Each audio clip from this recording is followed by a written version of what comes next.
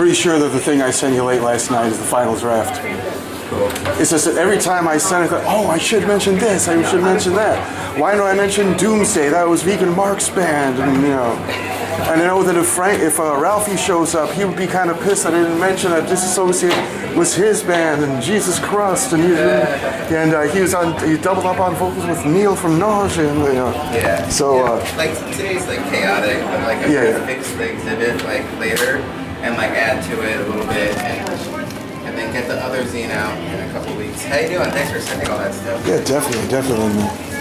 You know, because I've been telling you, it's you know, every year I update the Iconicide band history, and you know, of course, like the first sentence is like, you know, was born at the Anarchist Switchboard. Then you're actually doing something to honor the history of the Anarchist Switchboard. So like, you know, so because so many people, they walked by that space. For a while, it was this like fake, Eastern store called Bit of Bali or something like that, where they you know, sold all these like trinkets and such. And I actually ran into someone who was living there back then, like in the building above, and like all those people downstairs in that basement. That's funny. But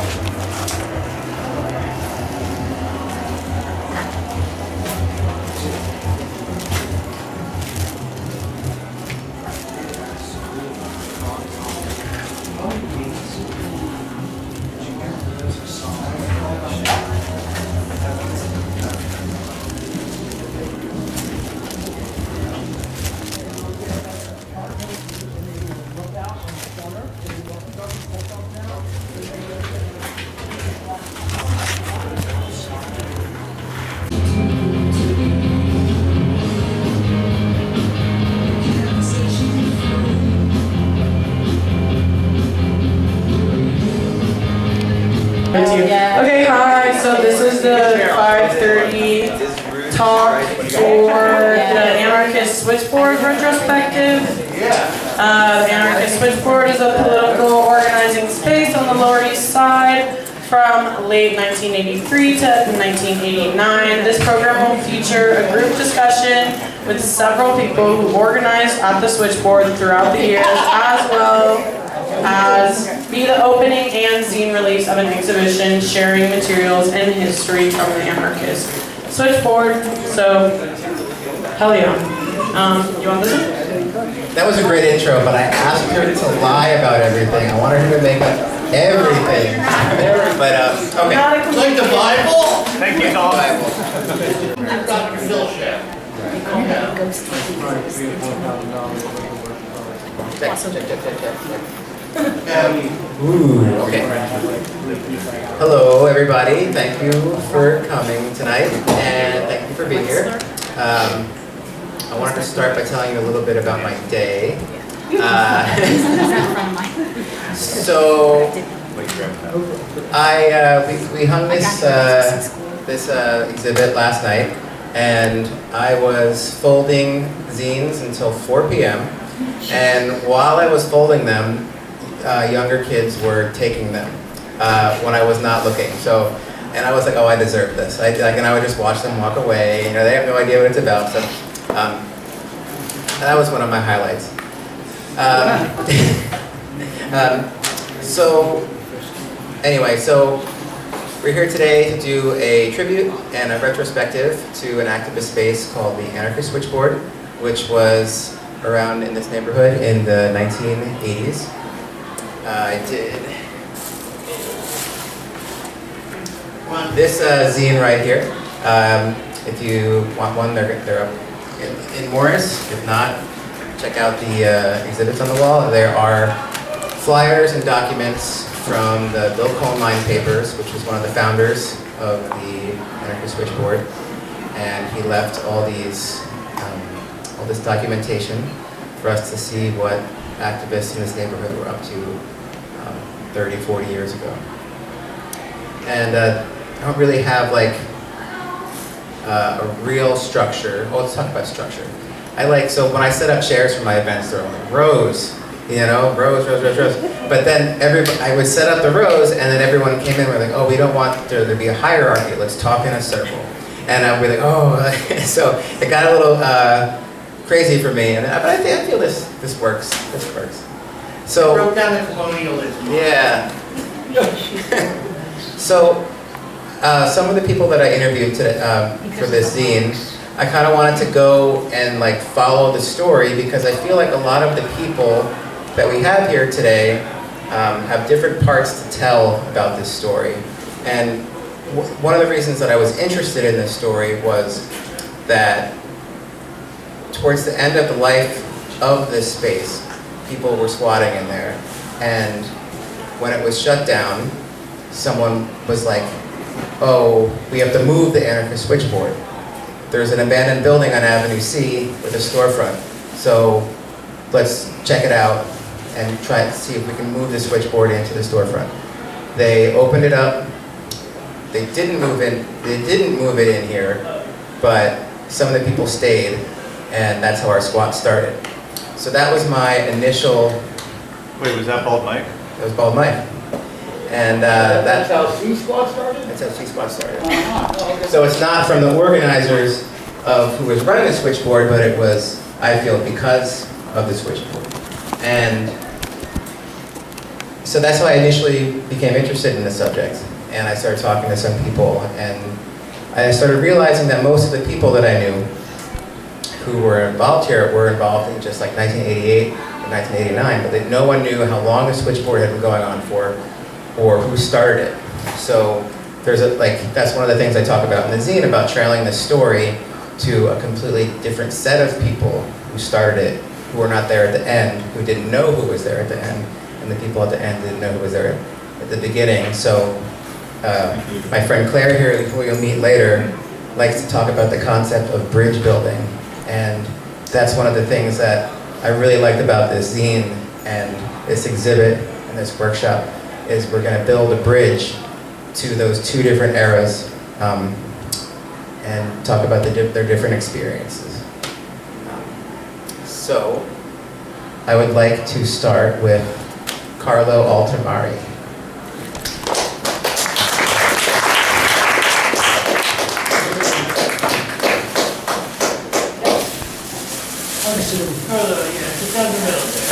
Also, there's no script. This is totally just like, you can say whatever you want, so yeah, we'll see where it goes.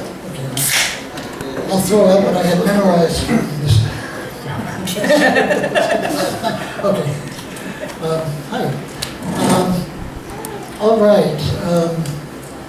You know, the genesis of the Anarchist switchboard. I think it's an interesting thing to consider, that how it really started was that it didn't start as the Anarchist switchboard. It started with myself and Mary from the Living Theater. We had just recently left the Living Theater. Those of you who don't know the Living Theater from that time, the Living Theater is an anarchist theater collective. We always saw ourselves as practicing basic anarchist principles in our work, non-hierarchical organization, non-violence, but especially in the creative work, the sense of collective creation. And any of you who've ever tried to apply anarchist principles like that to real practical work like that, you understand how difficult that is. And you kind of like do the best you can. You work with desire in the context of necessity, and always trying to reach the ideal. And so we had part of our, an aspect of how we worked together was very focused on the practical theater work, but we also had a sense of community. We had a lot of community meetings about how we worked, what worked, what didn't, what the problems were, that kind of thing. So we were very diligent in trying to apply our anarchist ideals and principles to the work that we were doing. So the reason why I start there is because when after being in the Living Theater for about 10 years, and Mary, who was my partner at that time, I'd been with them 15 years, and we left the Living Theater and decided to come back to New York. Sorry? Just Oh, I'm mic sorry. closer. Decided to come back to New York, and we, being theater artists, we decided to do some workshops with actors. And whenever we did any teaching, even though it was important to us to share our techniques, acting techniques, it was also more important for us to share and to teach a process, which was collective creation, which was again based on anarchist principles. So a lot of actors, we always found out, first of all, they didn't see themselves at the center of the theater. They saw the playwright. There was always this hierarchical thing about the playwright, the director, and the actor, and the producers. But what we were teaching was that actors can get together, have a meeting, and decide together what the burning question is. What needs to be addressed now in the culture? How do you distill that into a question that we can all, first of all, agree upon? That's the first step. So if we can agree on what the question is, we can then start to work on a piece together that addresses that question. So we started doing workshops based on that principle of teaching collective creation. In fact, Joni was, that's how we met Joni. We started a group called Momo. Momo was, I don't know if you know who Antonin Artaud is, but that was Antonin Artaud's nickname in Marseille. And the Momo is the village drunk, the village, drunk who is the idiot savant in the village. So Artaud was the Momo, Artaud the Momo. And so we called it the company Momo. Now we started by doing street theater because we felt that, and from experience, that you learn something about your relationship to the audience on the street that you can never get in 1,000 performances in a theater proper, so-called. And once you get that relationship and understand what that is in street theater, you can take that into the theater proper and always be aware of that relationship. It appears in a different way, no matter how silent and disciplined the audience is in the theater proper. They're human beings. They're there. They're awake. So you can really feel them in a different way. In the same way that you feel the audience on the street. So, working with these kinds of ideas, we started looking for a place to work. So one day I was walking on East 7th Street and I was looking around and I saw a little sign in the window that said for basement for rent. And I just basically, I just knocked on the door, and I met the landlord. This old Ukrainian guy on East 7th Street between 1st and 2nd Avenue. And he offered the basement to us for $75 a month. What was it? Oh, it was 9th Street, I'm sorry. Address is right behind It was East 9th Street, right? And, well, that gives you an idea of the economy and, $75 a month for the basement. So we started working down there, and because we were doing political theater, and we were always, and in the Living Theater and always in our work, which then our group became the Alchemical Theater, we were always involved with activist friends. We thought of ourselves as activist artists. And so one thing led to another, and Bill Cohenland, who was Claire's partner and friend, approached us and said, hey, you have this place down here. What do you think if we just put a telephone in here? Would that be okay? If we, when you're not here, we can run this thing. We have an idea called the Anarchist Switchboard that people can call with questions or problems and get anarchist advice about how to solve these problems. Anarchist being the epitome of organization, as we all know. But and that's not a joke. I think that's what it's all about, really.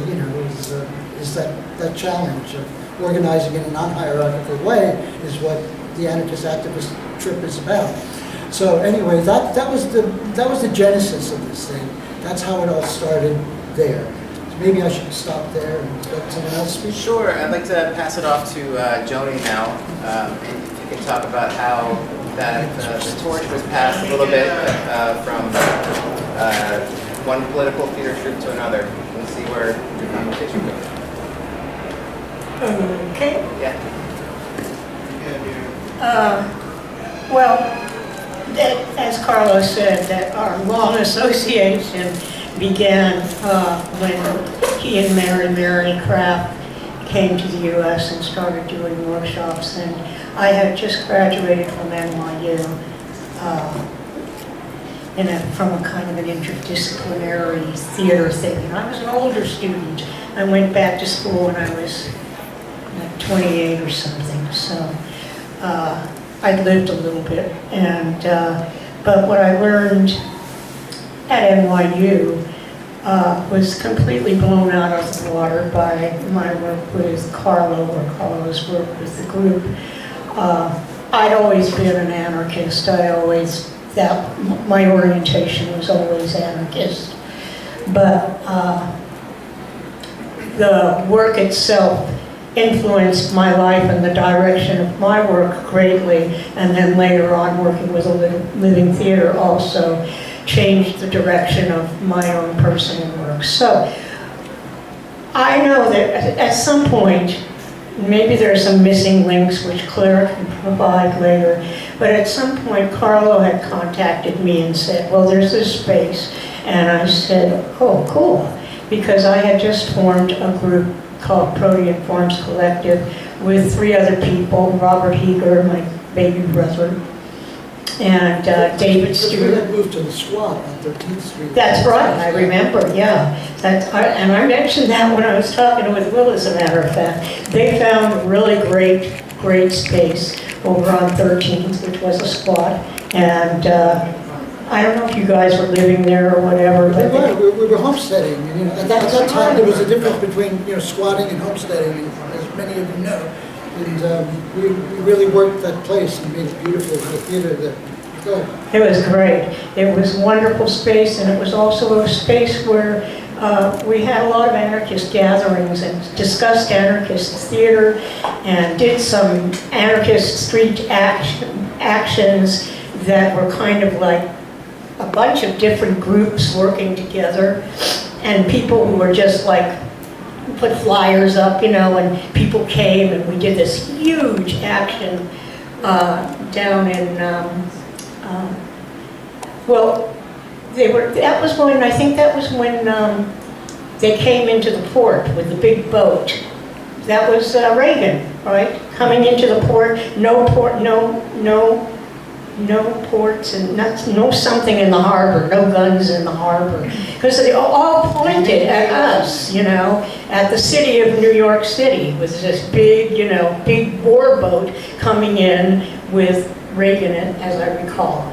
I think you mean the home port, which was planned on Staten Yeah. Island, where there's going to be nuclear missiles on Yes, with the nukes, exactly. Thank you very much. I appreciate which was it. defeated. Never happened. Yeah. And so we did this incredible action down there, and it was a really high time in a way, because it wasn't high like the 60s or the early 70s. It was high because there was such apathy in a lot of ways. And so there were those of us living in this city, artists and political people, who really wanted to up the ante in terms of the dialogue, the political dialogue, and the nature of what we were living in now. Like, what the hell is this shit, And because the 80s, as you may recall, was all about me. And Greed is good. yeah. The 80s was greed is good. Greed is good, yes. Wonderful. Glad you can. So, Protean Forms Collective was grown out of people who were involved with squatting. Some of us had squatted this theater on East 4th Street, on the theater block, which is now the Rod Rogers space. But it was at that time called the New Theater, and a bunch of us were there, and we were squatting it, and we were... Artists and artists. Yes, artists present artists, right.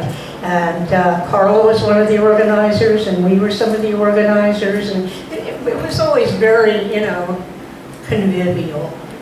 you know, incestuous in that way. We're just the same people again and again, that we came together over the same things. And this theater, that was the first time I think that I met Judith and Julian. They came to that theater and they spoke at that theater. They came and supported us when they tried to throw us out. That's right, yeah, and they were like police and shit like that, and, you know, and it was like very, very commonplace. Can I ask what year that would have been that you were on the theater on 4th Street? Yeah. What year would that have been? Oh, the 80s. 83 maybe. Yes. Yes, 83. Early 83. Yeah, yeah. Early 83. Yeah, we had big theater festivals and, you know, a lot of political, Dance, film, we invited everybody. everything, Oh, yeah. We had What- monthly meetings. What year did you get the basement space on 9th Street? Geez. Well, it must have been around us or them. Well, them, you guys Us. started. That was, I think that was a little earlier, probably 82 or 83. It was around the same time. It was really around the same time.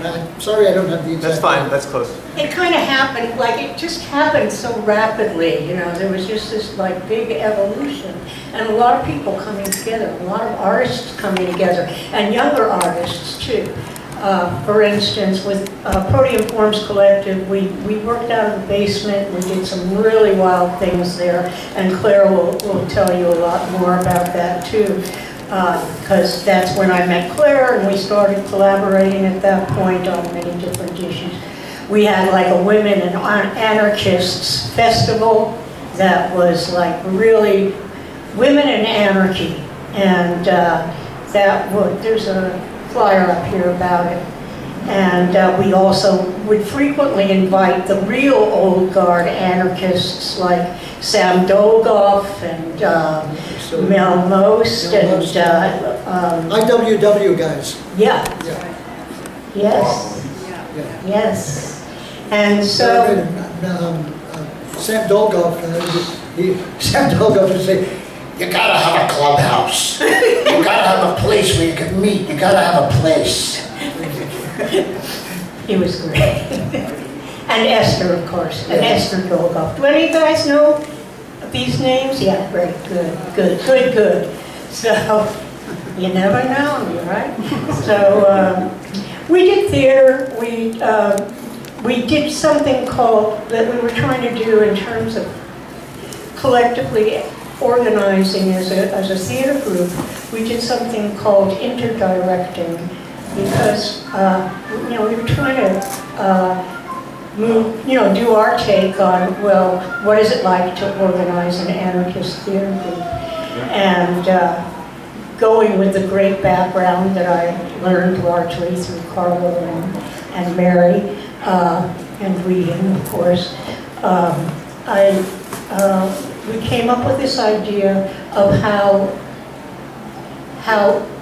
there would be like several different people, everybody would have a chance to lead the group, because we felt that there had to be one person that eventually was able to say, okay, well, I like the blue light, you know, and that there would be, you know, at some point, you know, rather than, you know, in a session, in a given session, going through a big, huge process to reach consensus, we would kind of like shortcut it, because we were working every night and we weren't working towards a goal. We were just working to create work, and we were just working and working and working to create work.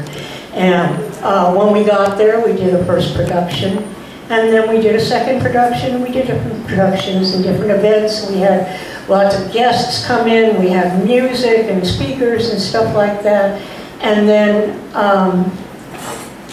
then we moved to a larger space, which was the new theater on East 4th Street, and we started producing out of there. And at some point, our group kind of went in separate ways. There was a young guard who was really, you know, they were really wonderful, but their heads were like kind of like totally in a different place. I mean, we, you know, whereas we were acid heads, they were doing ecstasy, you know. I mean, it was a different space, and they were like, you know, perpetual life. And one of the great names that came out of that, I suppose, is our good friend Zero Boy, who has his, you guys know Zero Boy? Yeah. He's, you know, so he, you know, he had his own vision, and he kind of like took the lead, and that's where I kind of got off the bus and moved over to Living Theater. So I'll stop there. Okay, so I want to introduce the next person, Mary Claire Pichet. Mike? Okay. Okay, so just maybe talk about the microphone and now it's not on. Okay, so. Or I just go by Claire. Okay, Claire. So I'll introduce Claire Pichet.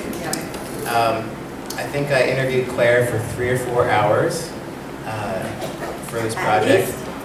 And I would like for you to talk for 3 or 4 hours now for all these people. If you got it in for you. You got it in.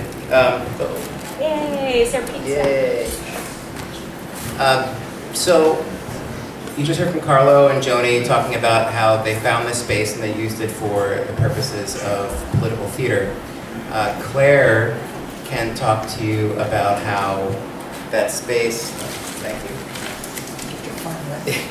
how the space was repurposed to change from the alchemical space to the Anarchist Switchboard, and who the people were who were involved with that and how that happened, and however you want to take that. Okay, hello. I wouldn't say repurposed.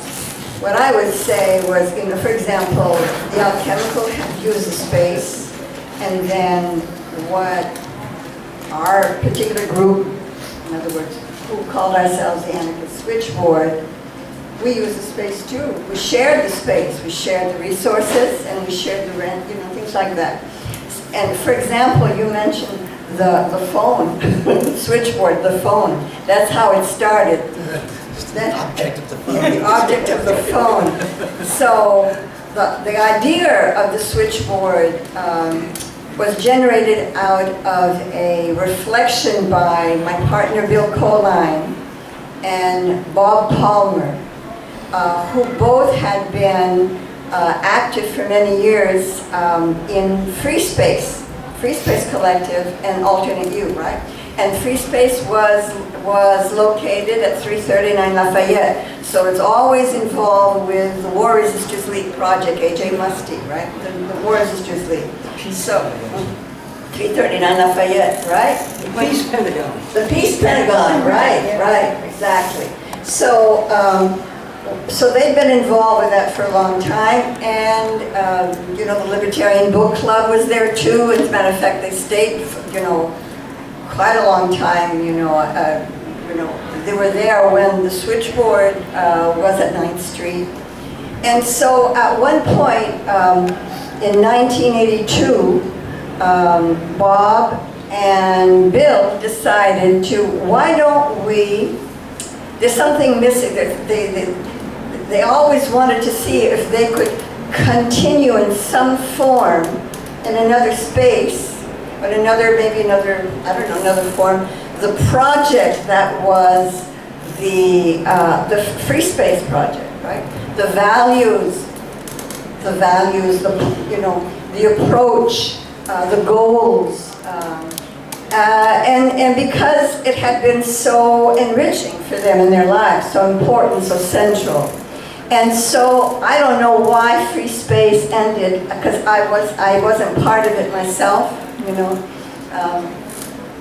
I just met Bill in 1980, so just to tell you, put in perspective, okay? So so they started talking about, well, for example, let's talk about what we remember about the Free Space. What do we remember? So they have a whole series of discussions that went on in Bill's and my house. It was on 5th Street. We lived on 5th Street, East 5th, between 2nd and 3rd, and I'm still there.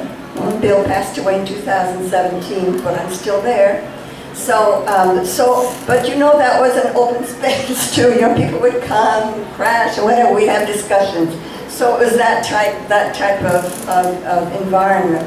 And so they started a series of discussions on free space principles and memories, etc. Out of that discussion came an idea of, well, why don't we start simple? For example, have a phone and call it a switchboard.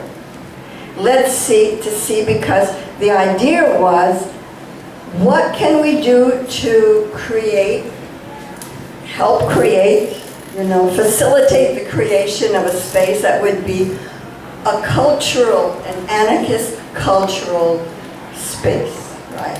A place that was open to everybody and anybody, and that would be a place where people could come to learn about not only the theater and the arts, and we had a lot of things, but also the history of anarchism, also a place where through connections that our space, Anarchist Switchboard, had with other U.S. anarchist groups and projects such as the Schraff Bulletin, for example, right? Schraff Bulletin, so that we could be actively engaged in communication with other anarchist groups and movements in the States, number one, and internationally, because it's an international movement. So the history and also the current projects. So that's where the idea of a switchboard came from,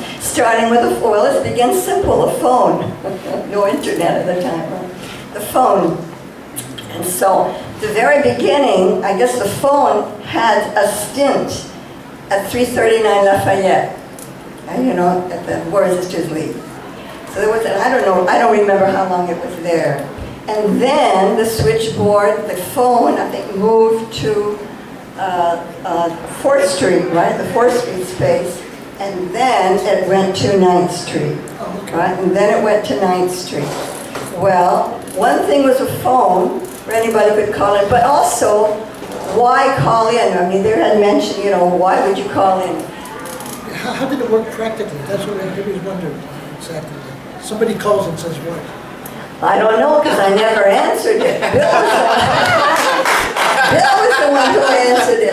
It's the people who were involved in Did anyone ever answer the phone? Well, so I know that one. It's an anarchist phone. Yeah, that's right. No, but about, Anarchist project. Well, this New York City being as the hub, cultural hub that it is, who doesn't pass by? Who doesn't pass through New York City, right? So there were always, anarchist groups in Philly, in Baltimore, in DC, all over the States, and they'd all come through New York every once in a while, And so the switchboard, after we got in touch with you, the switchboard was a space where people could come and meet, for heaven's sake, and spend time there for whatever reason and discuss and share information and maybe create projects together for whatever. So that was one of the goals, one of the purposes, one of the functions of the switchboard was. But of course, then it became more than a phone, right? More than a phone. So it was a space where we could meet people from all over the world. And because the word gets around, right? Word gets around from one anarchist group to another, through also organizations that we belong to, such as the SHRAF, the Socialist, or the SHRAF, S-R-A-F, the SHRAF Bulletin. I don't remember. It was it's an anarchist federation, right? The Social Anarchist Federation, whatever. We would hear from them, through letters. It wasn't only phone calls, People would write to us, and we'd want to correspond with them, very, very much. And it was through newsletters as well. People sent us newsletters, and so we kind of built up the project, the activity the activity side of the project, the activity function of the project, right? So that it would be a meeting place for people who are like-thinking people from all over the world, and that's what it happened to be. For example, Australia, Italy, France, everybody, Spain, okay. So that was one function of the of the phone that transformed into other means of communication too, right? So we get lots of newsletters, then zines, then, you know, mailing lists. Our mailing list grew and grew and grew, and so Bill was very much involved in that too. I mean, he did most of the work on that. I did a little bit, he did most of it. So can I make a quick comment? Please. Yeah. I just want to clarify something, because I was joking. I was joking before. Because, see, to me it was always. To me, it was almost like a joke to say, well, we have the Anarchist Switchboard, like a hotline, you know? And I would always try to imagine, like, why would somebody call an Anarchist hotline, you know? Like, what would the question be exactly? But I just want to make it clear that it wasn't that. It was really about the space. It was about the availability of the space for people when they come to town to be able to have meetings, to meet one another, you know, and it was about networking with anarchist groups from all over the place. So I just wanted to make that clear, that I was just joking before about the phone. I think he told me one time. Oh yeah, Mary. Oh, Mary was involved with the project too. Mary Punch. Mary Shelley. I think Bill told me one time that he imagined like people calling up with questions about anarchism and having an actual anarchist answer. Yeah, well, that would be great. Yeah, so we had a lot of different people who would come to the space. One of the things that I cherish very, very much is the connection we had with the older anarchists that you had mentioned, you know, our elders, you know, who were, you know, Mel Most was one of them, Mel Most. Sam Dalgoff. Sam Dalgoff, and you know, we can elaborate a little bit. A couple of Sam Dalgoff, who wrote some important books about the Spanish Spanish collectives during the Spanish Civil War. That's right, that's right. And Jack Frager. And when we talk about, Perlman, his point.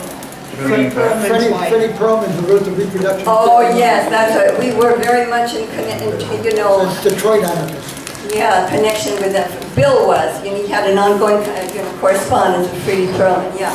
What was your connection to the Atlantic Anarchist Circle, which are the people that I met as the kind of old hat? Like, Julie was part of that, and... Oh, Julie, well, they were just people, I personally, that I knew, but you know, the Anarchist Circle is huge. Huge and multi-layered. I mean, I knew maybe they met at the Switchboard, I don't know, but all I know, they were part of a larger community, you know, to which I belong, but you know, it was one of many, yeah. One of many, that's right. Can I make one more comment? Sure. Since it was brought up about meeting anarchists from all over the place, this particular situation with Freddie Perlman, who was a Detroit anarchist, he wrote a wonderful pamphlet called The Reproduction of Daily Life. It's a really great pamphlet. And just to make another connection about the theater, the Alchemical Theater created a piece called The Daily Activity of Slaves, which was based on Freddie Perlman's The Reproduction of Daily Life. I just want you to know that.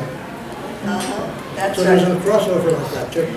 So maybe to mention the elders, our elders at the time, right, for us, or our mentors, right? Who, one of them was Jack Frager as well, who was Ukrainian, an anarchist from, you know, Ukrainian, who had come over like in 1921 or something like that. He really became a real support for us, as a matter of fact. So, just going back in time for just 3 seconds, when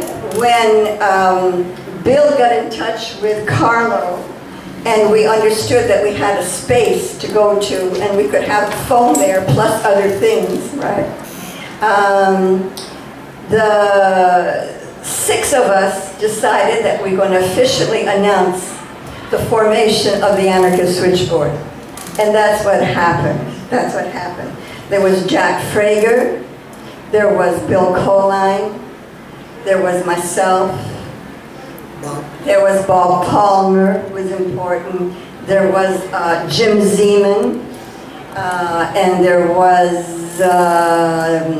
he used to give tours of Anarchist New York. Scott. Lewis. Thank you. Sorry, I haven't seen him in a long time. Okay, Scott Lewis. So 6 of us. We wrote a paper, position paper, I think it's up on the wall, as to our principles, you know, why, the goals, the principles, and what we hope to achieve in establishing the space, you know, based on, you know, anarchist principles, anti-authoritarian. And they did, what was not mentioned in the position paper was consensus. But as I think of it, of my experience in there, boy, consensus, for me, it was a whole education on the experience of consensus, which, as anybody knows, is not an easy thing. But as a goal and as a principle of self-organization, it was crucial. It was crucial. Switzerland runs like that. Yes. So very, very important. So that was Jack Fraser. So maybe one memory I have of, many. Sam Dolgoff. Okay, now Sam Dolgoff was a person who had a wonderful sense of humor. And he used to invite us and other people to his house. You know, he also knew people from like the Catholic work, and you know, it was a whole, the circle was large, you know, anarchists from the Catholic work. So he used to invite a lot of us, you know, to his house. He lived on the Lower East Side. Yeah, he did, I think on Essex Street. East Broadway. Yeah, East Broadway. Yeah, East Broadway. Those big buildings. That's right. I think there were buildings that were created by some union. I guess it was a union-based... Amalgamated. The Amalgamated? Oh, okay. Well, you know them, right. So we used to go to his house, and every time we'd go, we would also meet his wife, Esther. Has anybody known Esther Dolgoff? Now, Esther Dolgoff was a peach with a capital P, a treasure. I've never met anybody in my life that I can remember who has a heart as large as Esther Dolgoff. When I think of her, I still cry, because that's the type of effect that she had on people, the generous heart. But anyway, go up there, and she would, you know, welcome us, you know, with open arms as though we were her children, every one of us, you know, and then she'd feed us and whatever. And then there was Sam, who would come out sometimes and forget to dress completely, you know, and then that's okay. And he said, oh, don't mind me, I'm just an alta caca. That was his theme. His light was the, I'm just an alta caca. Everybody would laugh. They were nudists. They were nude. Oh, yes. I forgot about that. How about I was there? Well, every once You were in a invited to those parties. Well, every once in a while, when Sam was known to open the door and forget that he was not in a nudist colony. But that was, so Sam was very, very much our mentor to all of us, you know, at the Switchboard. And he had certain projects, and I was able to contribute to his projects in the sense that since I spoke Spanish, I did some translations, you know, so he'd send me things and all that. That's why we'd go to his house and all that.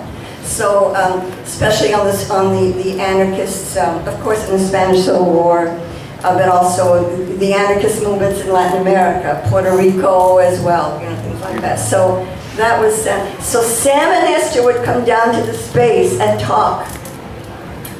Mind you, they were not in the best of health at the time, and they had trouble walking. Yeah, they were pretty old. Yeah, but they took the trouble to support us, who were the younger generation of the time, and come down and walk.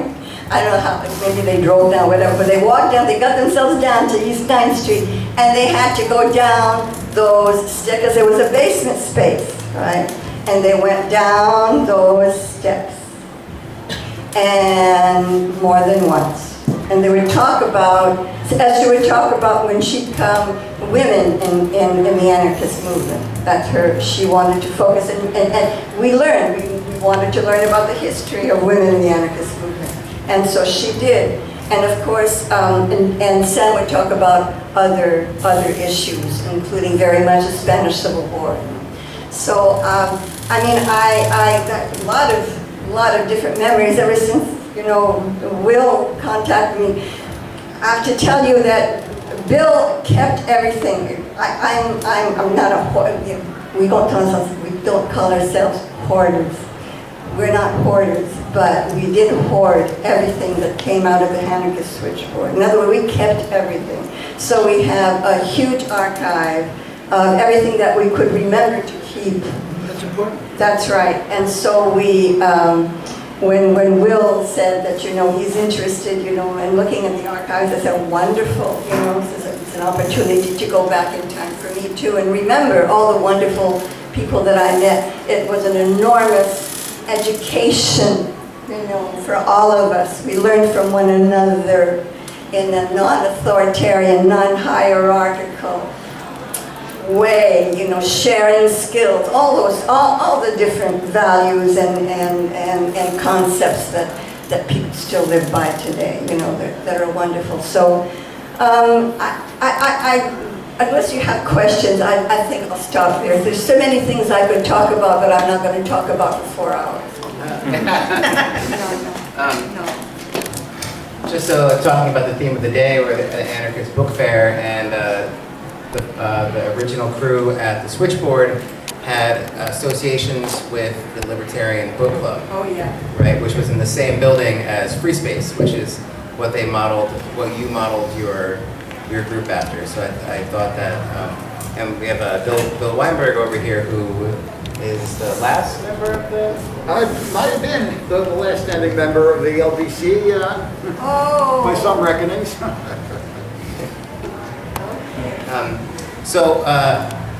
Another thing about Claire is that Claire and Bill, but so I'm gonna pause for a second, but talking like, so Joanie introduced me to Claire, like there's this person who wants to talk about the Anarchist Switchboard, and all I had was friends that were there in 88 and 89, and then I meet Claire, and because of Bill Cohnline, he had all these documents, and they're destined to go to the tenement library, but we're able to share them here, and it felt really appropriate to show them in this space.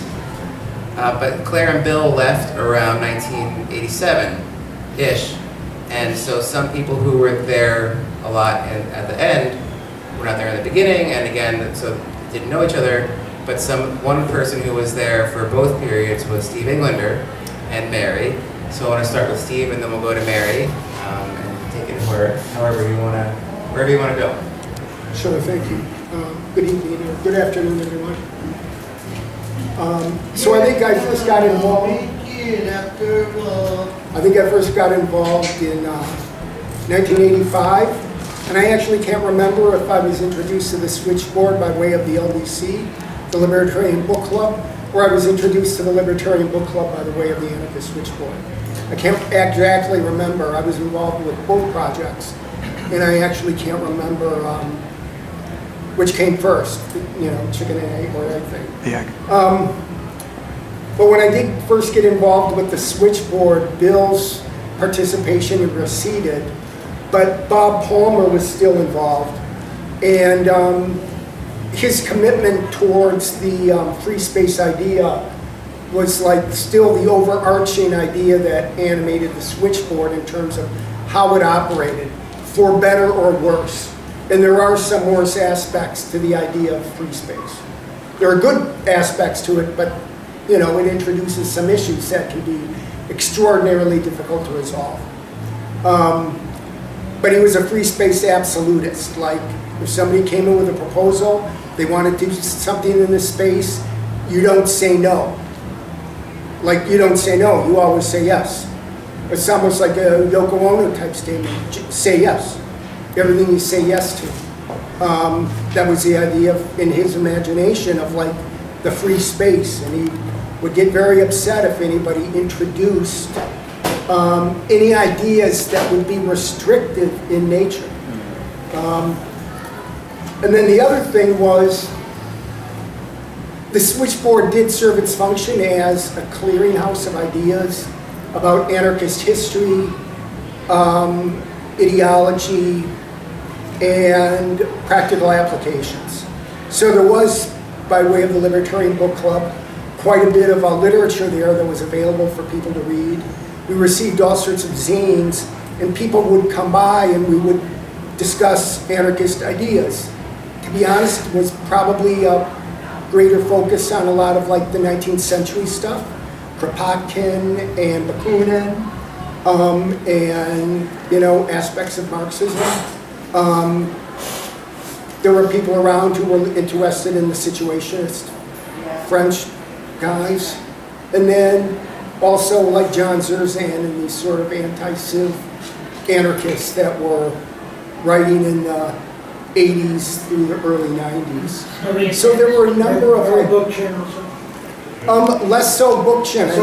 Yeah, I think because of the association of the anarchist at one point with squatters, Bookchin hated what he called lifestyle anarchists. That's true. He like loathed them. Yeah, it's true. So there was a, when you're hated, you don't embrace that individual. You just don't. But Bookchin had a real grievance against what he called lifestyle anarchists. And we're like, well, these are people who embody the principles in their daily lives. And, you know. But his principles in Posters and the Anarchism's first book was yeah, but I think among at least the group of individuals I was with at the time, there was probably a reaction against Bookchin because, yeah, you know. No, I understand. You know what I mean? He really took a stand against it. You know, it probably didn't happen until the anarchist switchboard's relationship with the squatting community was stronger. And that happened as we progressed towards all the police actions that happened at or around Tompkins Square Park, around from late 87 through the early 90s. And there was a growing, I think there was a growing connection between the Lower East Side squatters movement and the anarchist switchboard. And some anarchist switchboard people became squatters, and squatters took part in the anarchist switchboard. So there became this greater sort of overlap between the two things. So we actually saw the idea, we thought the idea of like introducing anarchist principles and concepts to people who are more like street activists. You know, it's sort of like a what do you call a symbiotic relationship where the people who are actually more about theory are actually learning from people who are doing it in the streets. And people who are working in the streets are like trying to come to terms with the theoretical background of what they're doing. So there was a lot of just discussion of ideas. It really was just like hanging out and talking about stuff. And then sometimes there was other events that went on, you know, film screenings, guest people coming to talk and share their ideas if they're anarchists from other towns. So it remained this idea of the switchboard where people could come and talk about anarchist ideas. And, you know, by the time I was involved, it really was just seen as a way to maintain an anarchist presence ideologically and make sure that the ideas were passed on to new groups of activists. And to that degree, I think it was somewhat effective because it really led to several years of anarchists having storefront presences. The switchboard was underground, but the subsequent anarchist spaces that opened up were all storefronts. So, you know, we always thought it was important to have a visible presence is important. And I think that when the switchboard closed and was succeeded by Sabotage or A-Central, and then Blue Stockings and Mayday, I think I would, Blackout, I would trace that lineage to the switchboard, and they actually were able to take that step from literally being underground to having a public presence on the street. And that happened while all this activity was happening at and around Tompkins Square Park. regarding homelessness. Can I ask you a question? Sure. Because I wasn't around for that later part, but I heard about it, and I wasn't so involved. But I do know that from other situations and from my sort of sense at a distance of the thing, can you speak to whether there was a conflict between, let's say, the pacifist anarchists and the anarchists who felt that it was okay to go out and fight the cops, for example? That's a great No. question. No, I don't remember. You don't remember there being a discussion like that, or? No, I don't. I remember people Arrogance on the talking part about of- how do you do things safely, right? How do you make sure? How do you unarrest people? How do you take care of the people you're protesting Well, with? But it wasn't. the difficult discussion is always how do you do how do you do street actions that don't become police theater in the sense of what they want. They want police theater. They want they want violence. They want to fight you. They want to arrest you. They want to hurt you. They want to hit you. Okay? How do you take a group of anarchist people who have anarchist principles? We're going to go out into the street, and I asked this question as a theater artist. So how do you go out there and take actions which meets that problem and non-violently? I think most of the people were inclined to recognize that you had to fight the police. I think most people involved were recognized that you had to fight the police. You mean they believed that they had to fight the police? Yeah, that this was a situation, and, you know, that. But then it becomes a police action, Yeah. not an anarchist action. Yes. Semantics. I'm just telling you that one that conversation. It really we had. happens. Can I say something sweetly? I'm sorry. I'm really struck, Peter. When I came here, I came into this room. It was packed of young people. Right? Now we're sitting here. We're all over 155, except for 2 or 3 exceptions, right? I'm 153. And isn't the task at hand? I'm an anarchist, right? Isn't it valuable to see that the task of hand is how do we create, how we do our experience, right? How we spark that to make a connection that young people are interested in the different roles and movements and the poetry of passing time and how you present yourself in public, right? Us being the public, you know? And I'm finished almost, you know. I just said sweetly, shouldn't we people of a certain age discuss what that separation is between the young generation, to whom free space means to click something on the internet, and us, to whom free speech meant that there was a place where you would engage in such a tantalizing, exciting experiment that you couldn't wait to go back there to know the other. Well, there was just a meeting in here right before this of a bunch of young people talking about squatting in New York City today. So I think that there are still young people that are meeting in real spaces. And to Warren's point is they asked during their presentation if they could have monthly meetings here. So maybe that could be, that could be something, the start of something, it already is something that goes on in different circles. What's that? I went through the squatting meeting. Our theater was in a squat on 12th Street. Yeah? We had a floor and we cut the thing in so we could pull up a wall to designate the stage. I know that scene, right? We were artists in that scene. And there was the old debate about the artist and the working class. We did what we had to do. We worked, we hung our own lights, we did all the things. We didn't ask for help from anybody. We had no money. We're anarchists. And we were dedicated to radical poetry. That's right. Yeah? To shake up your fucking uptightness. Yeah? And we always had a struggle with the other anarchists who were into do the practical matter, fight the police, go for the property, say the right thing, right? We always had a problem because they felt, even so most of them weren't, You know, the ones of the ghettos in Philadelphia were different. They always felt that because we were artists, we were fucking bourgeois intellectuals. And we didn't do the real work. And this is what I mean. As anarchists, I think we are the ones who have the most incredible bridges between people. Yeah? So, could we get back to the switchboard? Sure. Yes, back to Steven. I don't know, as an anarchist, I don't find this atmosphere pleasing. It's so fucking uptight, man. It's so fucking uptight, man. Fucking uptight.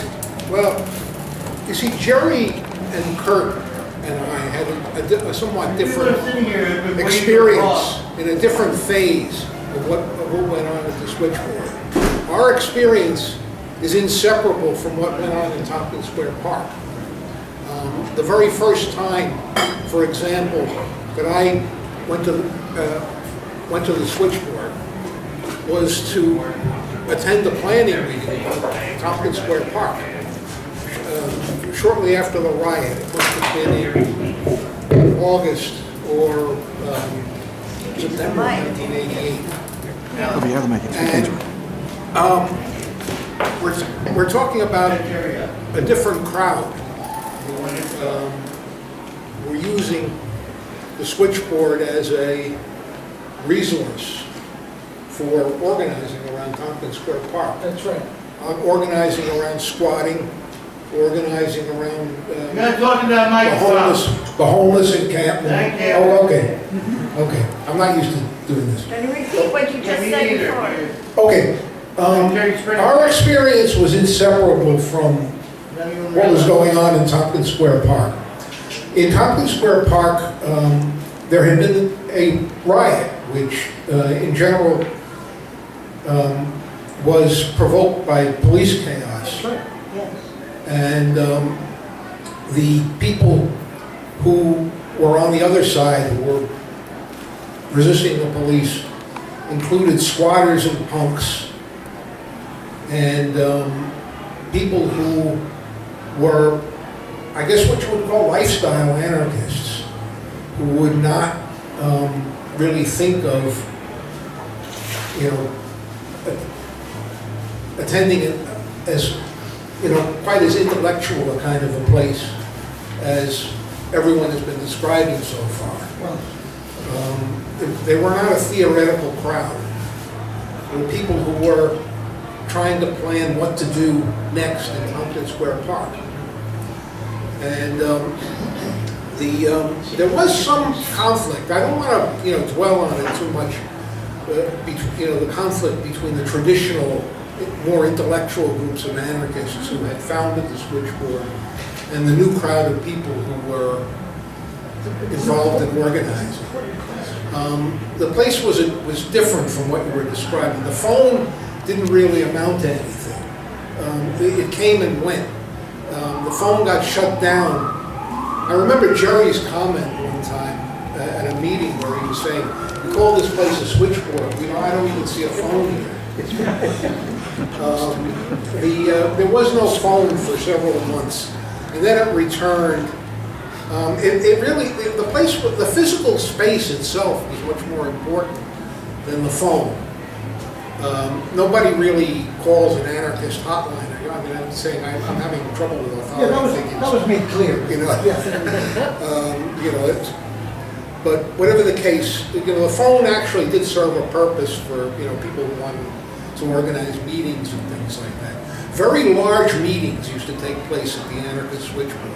The people who were involved with the Tompkins Square scene. Sometimes we would pack maybe 50 people in there. And we would have meetings that were very loud. People would interrupt one another. Not everybody there was an anarchist. You know, there were very prominent people, you know, people who were prominent in the scene who were actually more like communists. And there were also homeless organizers, you know, who really did not fit into that spectrum at all. And we would all crowd in there, and the result of what was decided, which would be decided partially by consensus and partially by people saying they were just going to go do things. And, you know, the result of it would be a demonstration or an action of some sort. I was very surprised the very first time I arrived at the switchboard to find it was just a cellar. It was just, it was a cellar door. You would But open it was a huge, humongous cell. Well, I don't remember it being huge or humongous. It was probably about the size of this space with a lower ceiling. I know. And in my memory, it's humongous. I don't know. But no, in my memory, it's not. It wasn't humongous. It looked a lot. There were features in common with this place. It had stuff written on the walls. It was more free-form stuff than art, really. It had a few books, and it had these couches around, which really were not very, I don't know, some people wouldn't really want to sit on, let's say. Car seats. They have penicillin. It was a punk hangout also. Well, that's what it Not only did we have meetings, but, you know, punks would hang out there and, you know, drink and socialize and romance one another. It was an indoor equivalent of Tompkins Square Park in some ways. Yeah, can I, I'm sorry. And, but whatever the case, it wasn't like a respectable place. It had it was like a bohemian cellar, as I remember it in some ways. And which also, you know, functioned as a meeting place. In the daytime, there were people who simply used to, you know, flop there, basically. You know, including, you know, some people who were kind of difficult to converse with, you know, who were a little bit nutty. I mean, I won't mention any names, so Jerry can elaborate on this. I'm sorry, excuse me. You've been talking for a while. Okay. You guys been sitting here. I don't know what the fuck's going on here. I feel like I'm like a Dr. Phil episode. Okay, all right. And it's like, you're fucking making peace. Good. Okay, well, You're making peace. Make peace. if I'm going to be yelled at, I will. I didn't mean to yell at you, but just a brother. All right. Listen. I was very interested in what Alan had to say. Okay, but I'm going to pass this off to Jerry. I'm shutting him off. I want to say, I'm into what you said. You all making peace? Make peace, because we got this fucking scumbag who's running for president against us and wants to fucking send us all to concentration camp. So make peace, please. That's all I can say. Yeah, sure. And then after Carlo and then to Jerry. So Carlo, go. CNN is out the front line. One, two, hello. Hey, listen, I just wanted to make Point. Fucking here. I'm gonna die. Thank you. That's okay. sorry, yeah, I just wanted to make a couple of comments here. You know, we started talking about the anarchist switchboard and the history of it, and it was very interesting because we got to the point in the history of it where there was a change, a very important switch happened at the switchboard. You know, as you'll all probably remember. I think that this, and by the way, when we got to that point in discussing that history, what came into the room was this question about this dichotomy between intellectual anarchists and real action anarchists, you know. And that, you know, I think that that's a false dichotomy, first of all, you know. And I don't, you know, because in the end, what happens is,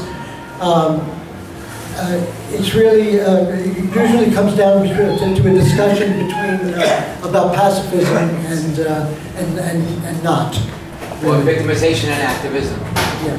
Okay, so the Tompkins Square riots that happened, right? People bring that up. And what happened at the switchboard is that it was kind of taken over by the people who were organizing the actions in the response Police to the brutality. cops, of course, the police brutality, of course.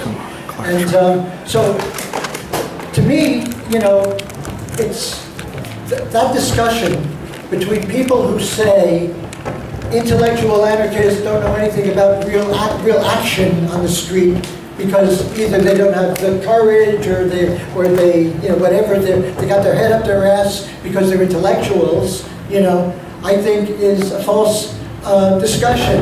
I think that the real question is a lack of imagination.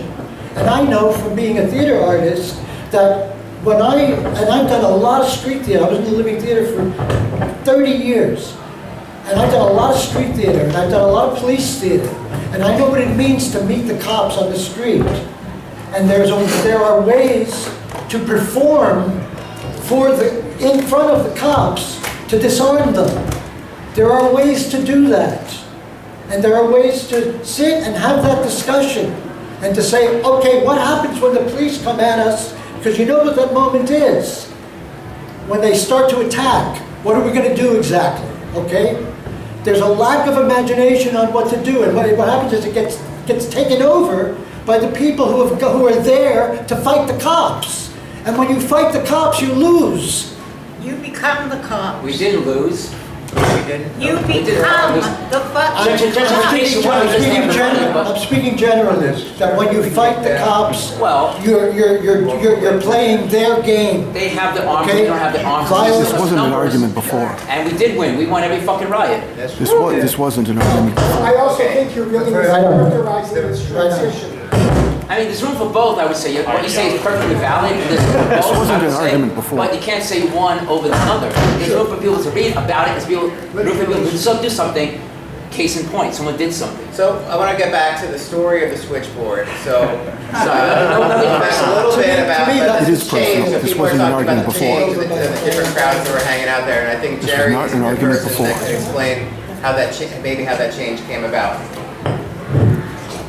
Well, we've talked about squatters and anarchists and homeless, but there was another invasion of the switchboard, and that was the hippies. From 9 Bleecker Street. Okay?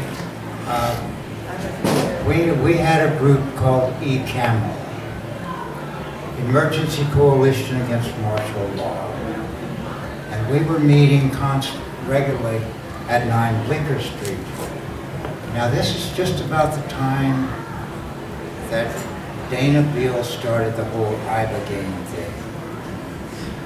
Now most of us were marijuana activists, and we didn't want to stop what we were doing, trying to get weed legal, and all of a sudden start getting Ibogaine legal. Nobody knew what the hell Ibogaine was at the time. Let's say we were holding these eCamo meetings, and it was really just a front group for John the Com to be able to put a name on the bottom of all of his leaflets and everything. But we were doing some marches and doing a little bit of educational work and outreach and what have you. And Dana kept trying to disrupt the thing. John kind of led the first march away from number 9 and went to the switchboard. That's where we started holding our meetings, was at the switchboard, no longer at number 9. Dana came to a couple of the meetings and actually tried to break up eCamo. That was in the spring when John walked out. In July, Donnie walked out. Donnie, he took a couple of people with him. John had taken a couple of people with him. The riot happened in August. In September, the reason that I didn't walk out is because I had put together the whole crew on the ground floor. They kind of ran the office, and if I walked out, they were going to follow me, and number 9 just wouldn't happen anymore. And number 9 is a pretty important thing, not only for local yippies, but for the national yippie as well. Dana and I finally had a big argument, We were doing some Morton Downey Jr. shows at the time. And we were going to do a Morton Downey Jr. show on the riot. And Dana, who wasn't even at the riot, he was at the riot before it started, but left, was never at the riot itself. But somehow had managed to get himself up on stage at the Morton Downey Jr. show, being representative of the riot. I went up to the producers and told them straight up, if Dana goes near that stage, I'm walking off the show. They yanked Dana. Yanked. They put me up there. I'm not a stage presence. I shouldn't have been up there, but they didn't know who else to put up there. They put me up there. I managed to work my way through till the first commercial, and then they put Frank Morales up there. It was much better on stage. When we got back to 9 Bleecker, Dana and I had our famous fight. Probably the best fight of my adult life. we went 4 rounds, man, right in the middle of Bleecker Street, okay? We're talking broken windows, we're talking bricks being thrown at each other, nightsticks being swung. Okay. I mean, literally right in the middle of Bleecker Street. I got arrested at that point, second time that day. Got arrested in the park after we left. But that was the end of it for 9 Bleecker Street. I went to the switchboard. Joe Braun gave me a key. And apparently John had already had a key. I don't think Donnie ever had one. I'm not for sure where the punks came from. Long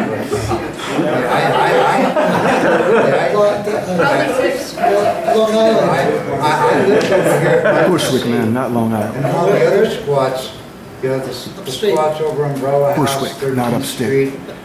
Those squats were always what I Learn your call history. working class bohemian squats. Okay? Over here at 9th Street, we were different. We were hippies and punks. Okay? Hippies right around the corner at 643. There were punks at 713, which in the early 80s was called the Eastern Front. And then it burned. It sat empty for a few years until it was reopened and became known as Dos Blocos. But the punks had never really followed us around at 9 Bleecker Street. They didn't like hippies. And they never followed us around at 9 Bleecker Street. And when we got to the Anarchist Switchboard, my organizing tools have always been music, food, beer, and weed. Get those 4 things together, you get a huge crowd of people, you'd be surprised what you can do. You know, you entertain the people, feed them and get them high, and you know, you got a party. When the punks started coming in, I started buying beer. I was working for the Pope at the time, and that meant that I had like more weed than you could possibly imagine. So I'd just come in every night after work. I'd stop and grab a case of beer and a big bag of weed and go into the Anarchist Switchboard and sit down and just start rolling joints. And like I say, the next thing you know, punks are everywhere. To be honest, I haven't been able to get rid of them ever since. Even in La Plaza, when I brought in the squatters and the hippies, well, I didn't say a whole lot. I brought in the homeless people when Caleb was running the kitchen. Mom got a little upset, but they let it go. I brought in the punks, and that was the end of it. Okay, Jerry, I want to take this time to pass this off to Mary, another person who was around during this, what I saw as like a middle era that was around, that knew the people who started the switchboard, and then saw how it changed. And I don't know, you can take it however you want. Thanks. Thank you. And Stephen, did you finish what you wanted to say? Yeah, but I don't know how to pick up where I left off. I was unfortunate that I was interrupted that way, and things kind of went off the rails. I'm not sure exactly what I said that provoked that, but it was unfortunate, and I can't remember how to pick up where I left off. So please go ahead. I can chime in if people have closing thoughts. All right. Well, Stephen was there when I found the switchboard, and these are the stairs. There's a picture I took about 10 years ago. The famous stairs.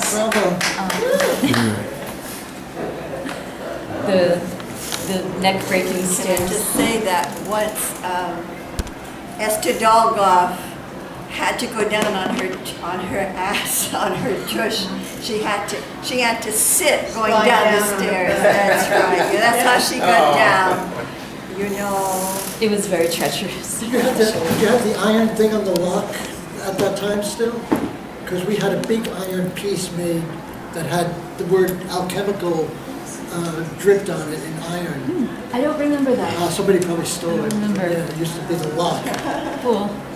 But when I found the switchboard, I was walking down 9th Street. My brother worked at Enchantment, so I was going to visit him. And I was walking by and I saw the cellar doors open and these colorful flyers, and I stopped to read them. And I was like, I was so overjoyed to find Anarchists in 1986. So I had been in a socialist group for a couple of years, and they told me I was an anarchist. And I was crestfallen because I thought it was a 19th century thing. It made me very depressed. But I found Anarchists in New York City, and I was overjoyed. And I actually, I was going for weeks and weeks on Sunday nights where they would play music, and then I discovered that they weren't the Anarchists, they were renting the space. It was the Improvisers Network. Oh, right, that's right. The Improvisers Network. That was, what's his name? Yeah. You know, John Zorn did his first performance in New York in the Improvisers Network. That's very cool. Yeah, there was something going on every night of the week in the Anarchist Switchboard. And when you called, the answering machine had an outgoing message where Bill Conline would record every week what was going on, and he sounded like he was calling a horse race. On Sunday we have to, because he had to talk so fast to cram everything in before the, before the beep. So I left a message, and I ended up having lunch with Bill in Midtown when I was on break from my job, and so I met one of the actual anarchists from the Anarchist Switchboard. And started coming. Stephen was there already, Paul, Simons, Joe Braun, Laura. I met Bill Weinberg, Kurt, Claire, people who are going to be in my heart forever, you people. So, all right. And actually I want to read, this is an homage to Bill Conline that I read at his memorial service, and it'll give you an idea of what Bill was like. It was written by Paul Simons, so it'll give you a lot of ideas of what Paul was like, and most especially the kind of things that we did at the Anarchist Switchboard, just on a random night. All right. December 18th, 1988. The Anarchist Switchboard, 9th Street between 1st and 2nd Avenue. For those unfamiliar with the Anarchist Switchboard, it was buried deep under an up-and-coming fashion studio owned by an impresario named Villario. He didn't exactly hate us. We provided some security for his expensive haute couture at night, but the drunken parties and even louder political disagreements must have driven away some of his more timid would-be customers. In effect, a truce reigned between the ill-groomed on one side and those who could afford pricey swag on the other. You had to ease your way down the damn switchboard steps. They were steep, dark, ominous, and opened onto a black basement awash in posters, spray-painted slogans, and a few shelved books masquerading as a library. On that night, Bill Conline had invited a few of us for a very special gathering, the celebration of Joseph Stalin's birthday, a commie bash. By 9 p.m., most of the usual anarchists had gathered and were downing coffee or beer. Finally, Bill, with his low saunter, ever calm, ever reserved, came slowly down the stairs bearing a German chocolate cake and 10 or 15 pamphlets from international publishers, the imprint of the Communist Party of the United States. With a smile, he opened the cake container, cut a few slices, and throwing the pamphlets onto a card table, said in that deep, melodic voice of his, "Happy birthday, Batko Stalin." I remember each of us took turns reading aloud an excerpt or two from the pamphlets. They were exactly what one would expect from the CPUSA. Stalin said this, Stalin saved that, children cry when you mention his name. He kicked Nazi ass. His mustache was awesome. Some of it was hilarious, some of it was disgusting, all of it was hard to stomach. As the evening was coming to a close, Bill finally took up where the pamphlets left off. This is it, do you see? This is our dilemma. There's a little bit of Stalin in each of us, especially revolutionaries. To know that is to know where we're going, and to know where we can never go. It's not the remembering that counts, it's the never forgetting. Happy birthday, Stalin, you son of a bitch, happy birthday. This is but one small, perhaps insignificant memory that I have of Bill. Yet like all small, insignificant memories, it has stayed with me for 30 years. Thank you, Bill. I'm a better anarchist, a better revolutionary because of you.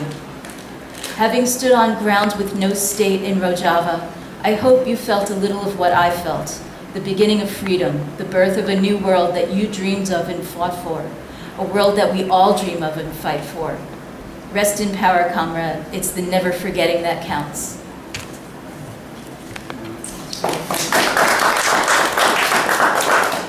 And Paul Simons passed away less than a week after Bill's memorial service. So for him also, rest in power. It's the never forgetting that counts.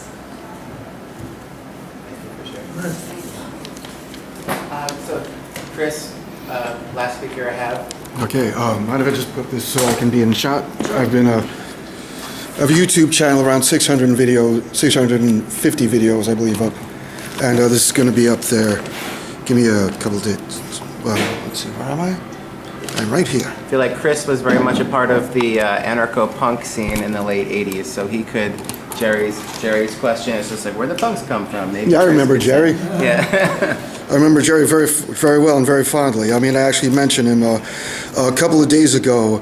Bill had asked me to. I had actually seen the post. I was invited to the Facebooker group, and I saw that they had made a retrospective zine about the early days of the Switchboard. And a couple of months ago, he had also mentioned that they were going to do a more one focusing on the latter days, which is where I came in, and so. On the odd chance that I would be able to given the chance to be able to speak, I threw together sort of like a remembrance, trying to cram everything coherent into like one piece. Just what it meant to me, like the time that I passed through, which was basically really around a 7 to 8 month period right at the end. So I don't even know if I need this microphone, but when I first heard of the Anarchist Switchboard, it must have been the summer of 1988. I had been going to shows since December of 1986, when I saw Nausea, Warzone, Leeway, SNFU, and Bad Brains at the Ritz for $10. Having gotten into punk and hardcore, thanks to New Jersey's WFMU, in the summer of 1982. That was the year I began writing my post-apocalyptic comic book Swichboard, now a 556-page novel with 350 illustrations. I'd also been publishing 3 regular zines of my own, Someplace Like Earth, Political, The First Stone, Art, Poetry, and Short Fiction, and Trading Post, which is an international tape traders network in which I published people's entire lists. I was also the staff writer for Bob Z's main zine, Bad News, and I'd written in the neighborhood of 300 songs I intended for the band I knew I'd start someday. And there's one of Bob Z's flyers right there on the wall right there. Bob Z was an underground whirlwind, booking shows at places like Louderback's Bar in Brooklyn, which on punk nights called itself Bar None. Bob hosted a show there with Any of Several Weasels, Mechanical Sterility with my childhood friend Michael Schaefer singing, Resistors, Morphines from Philadelphia, fronted by underground comics artist Elizabeth Fiend, aka Lunatics, and Lower East Side's Crooked Age Pioneers, Public Nuisance, their first show at an actual venue. He also booked at the gas station on 2nd Street and Avenue Way, where I met him in 1987, and Tin Pan Alley on 49th Street off Broadway, an amazing venue showcasing irrepressible vitality and musical diversity. So when Bob Z announced he was doing an event featuring his brand of punk poetry, which he called Puncture, at a space called the Anarchist Switchboard, I was intrigued. People like Bob McGlynn, the famed bike messenger from hell, and Lord Eternal of the Wino Nation, who is also a regular contributor to Eastern Bloc newspaper / zine on Gogol Boulevard, started telling me about the space, and it almost seemed too good to be true. They painted a picture of a counterculture nerve center, a political eye of the storm, and meeting place for a wide spectrum of movements, as well as an organizational focal / jumping off point for many a protest and demonstration. Everyone there was focused and mission driven.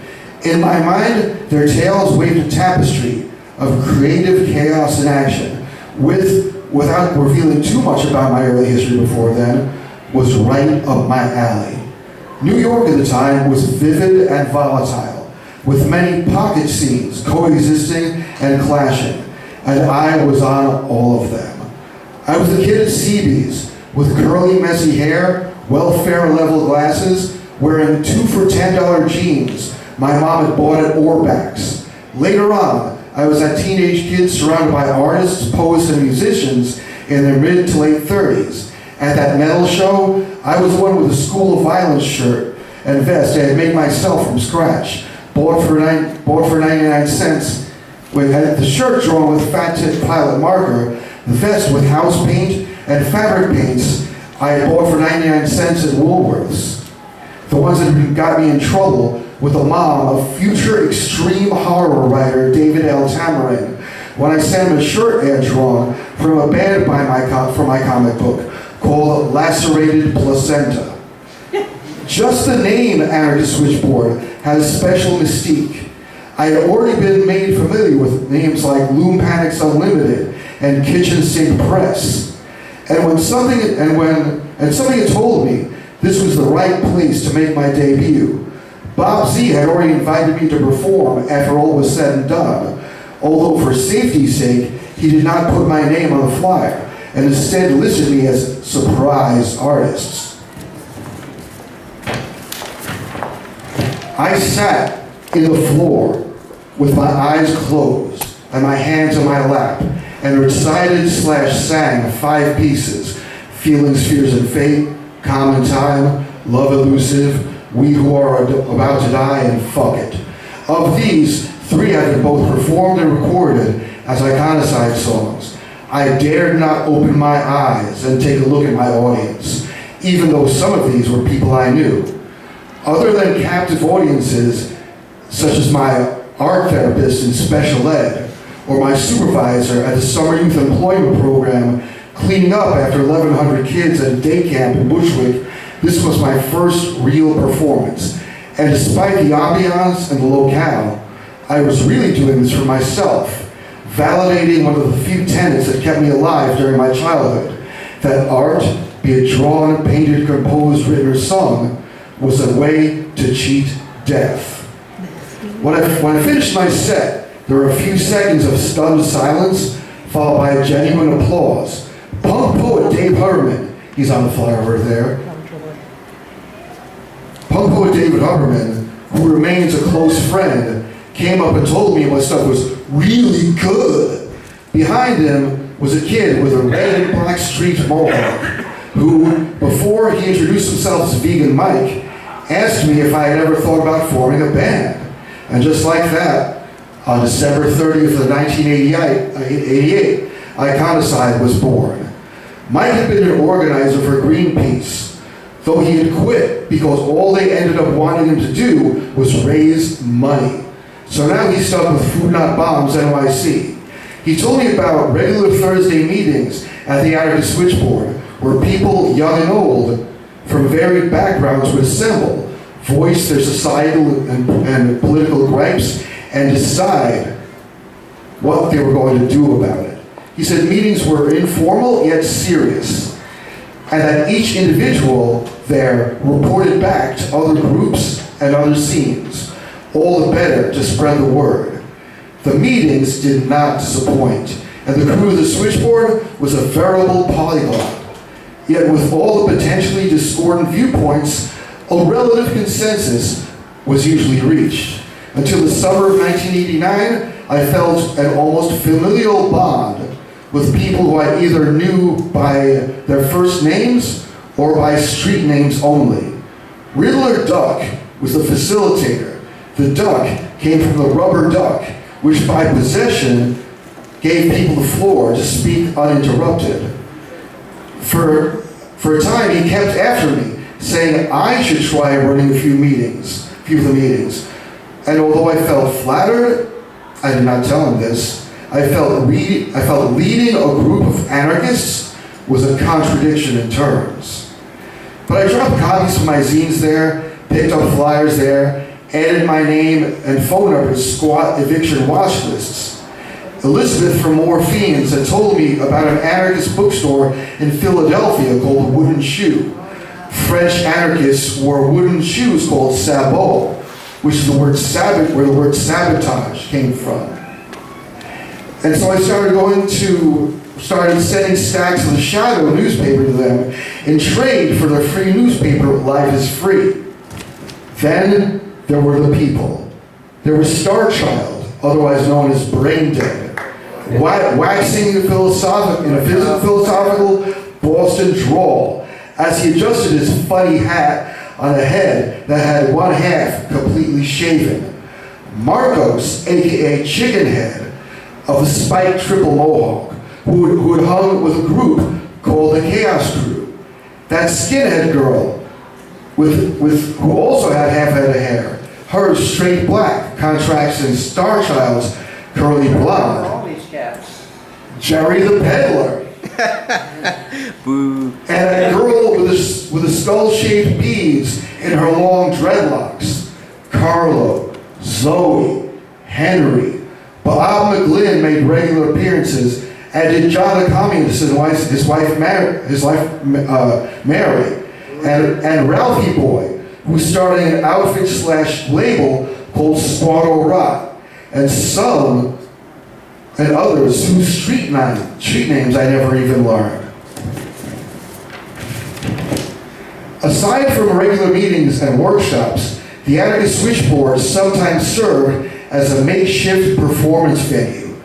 This is where I saw Mega Normal from Canada, as well as my friends from Lansing, Michigan, Charlie Nash and Carol Schneck, who put out a free esoteric zine called Circular and had a minimalist two-piece band called Crippled Hippo. Music was such a huge motivator throughout my life, and here it was no different. The street-level squatters, punk/drunk rock scene was woven into the political landscape by default, and there were so many bands within spitting distance of each other. Not just Nausea, but bands like the Dipsomaniacs, Public Nuisance, Ralphie Boy's band Slaughter, aka Jesus Crust, which he fronted with Neil from Nausea, Summer's Eve, The Radix, Doomsday, Winter, Blood Sister, Apostates, and the list went on. A few bands would emerge from the Anarchist Switchboard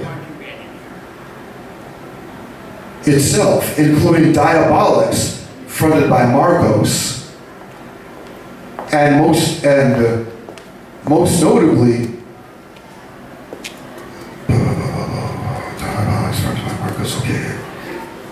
and most notably, Insurgents. Insurgents was the brainchild of Dan. It's not like high enough. Okay. A bit better. Insurgents was the brainchild of Dan, who wrangled those Thursday evening meetings into something he called NIAC, which stood for New York Direct Action, whatever. I told Dan I planned to pattern Iconicide after a band from my comic Swichboard called Chosen Means of Self-Destruction, which had 5 vocalists, 6 guitarists, 4 keyboard players, 4 drummers, etc. And I believe this is why he formed Insurgents with 2 singers and 2 guitarists. Dan had a way of tying things together that was admirable, and together we got things done. When we took part in actions to shut down Wall Street, we didn't do so from a city park 7 blocks away. We did it by taking the streets and making sure nothing moved. Actions were not done on weekend afternoons, so people could role play against the system and then go back to serving it on Monday. They were carried out on Monday morning itself. For one such as I, with no extended family to speak of, standing and marching among a few thousand and shutting down the federal building gave me somewhere to belong. I continued going to the Anarchist Switchboard, often after my last class of the day at NYU, where my first semester I was taking 7 classes on my way to a 4-year degree in the span of 2.5 years. Ultimately, this bore no fruit, as my grade advisor and the head of the teacher education department expelled me from my major to assure, despite my GPA, I would never be allowed to teach. Leaving the Swichboard each Thursday evening left me fulfilled yet slightly disoriented. I would often joke that climbing the stairs out of that cramped, crowded basement, I always lost my sense of direction. In a way, I grew to depend on it. As hopeless as I've always been, I felt I was doing something. Once I joined a march from shutting down Wall Street, already in progress, and stayed with it until we reached Times Square, staging massive die-ins at major intersections along the way. We met up with a protest from ACT UP near Rockefeller Center. Our chant at that point was, NBC, North Bush cover-up. However, word from their march's leader was they refused to let us join forces because we would make them look bad. I'll come up with the tail end. Many broke away at that point and decided to call it a night, while the rest of us decided to surround the Army recruiting station in Times Square. All went as usual for me until, on a dime, something snapped. Maybe it was being snubbed by a collective who would be ashamed to march with us side by side, once again banning us from the cool kids table. Maybe it was just my profound sense of doom, but with a suddenness that startled those around me, I spun on my heels, marched clockwise against the counterclockwise flow, and started screaming nursery rhymes at the top of my lungs. That was June of 1999. And after that, I hung out with the Anarchist Switchboard less. I still picked up and dropped off zines there, still the occasional week posting run for the Committee in Solidarity with the people of El Salvador, still took in the Scudinat meeting, still kept in touch, especially with Vegan Mike. On July 5th of 1989, I got the news from Bob McGlynn. A group of skinheads, browbeaten into action by New Jersey's white Aryan resistance / warskins, had descended en masse on the Anarchist Switchboard, laying it to waste and beating up anything they could lay hands or found weapons on. I understood the real New York City skinheads were more interested in getting drunk and hanging out in Washington Square Park, affectionately known as Washington Square Park. But with war in the driver's seat, no one was safe, including any hapless passersby. What followed was a day of violence against not only the switchboard, but denizens of Tompkins Square Park and members of the community at large. And in later months, a storefront was established at 96 St. Mark's Place called Sabotage, and a subsequent storefront was established after when this was shut down. But there was something about the Anarchist Switchboard that could never be matched. I am glad for a time to have called it home. I'm really happy that Jerry showed up. You were one of the old guard who stuck it out, man. Hats off to you. Thanks, Chris. So I want to start wrapping it up. Thanks for everybody for speaking, and I wanted to apologize to Steve and Alan for getting interrupted, but I think part of learning about the history about these spaces, there's a lot of faction fighting and that there's a lot of infighting at these meetings, and so maybe that was appropriate. Yes, no, maybe, I don't know. Yeah. But I apologize that happened. This was far more a polite gathering than many of the meetings that took place. Anything less would be too civilized. Nice of you to say. No, people shouted at this. Oh yeah. They were rolling waves. They were taking their clothes off. Yeah. Well, that when I was there. Maybe Thrust showed up and took their clothes off. They're good for that. But I find it interesting how there says, like, you can see, like, how there was this shift in the story about how Jerry's talking about the orgies at the switchboard now, which nobody's mentioned. It's important. It's important. We had one that night, and the next day, we went on TV. We were all like hungover from tripping all night, stinking like 30 of us, okay? We had to debate Anthony Imperiale. He was this guy who fought in Newark in 1969 during the riots. Him and his goomba buddies went through the streets with baseball bats beating black people. He worked his way all the way to the New Jersey State Senate. And a few years later, here we are up here on stage, let's see.